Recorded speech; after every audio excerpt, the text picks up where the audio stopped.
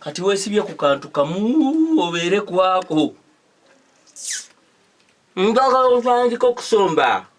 Oleta abana, oleta omunana, oleta 12. Njagala muno mu kiwato muno. Obabirire, obeerenga kujjaawo bwe yali. Sagala otule. Oleta abakulu abakadde.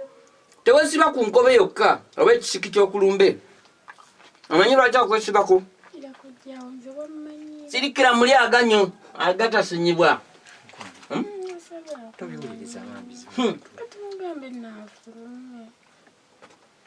Oli abo kikwekukutirizaako.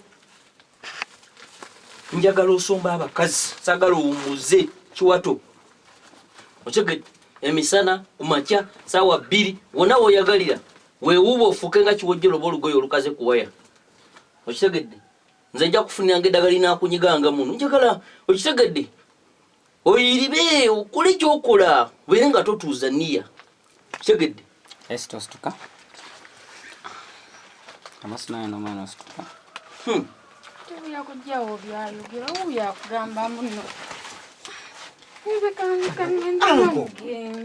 Va ku kiri ekicepere oba kiri kigendo bakigenda kigende. Omuntu neyesiba ku mwana nekikwesibako naye nowooza mwana birungi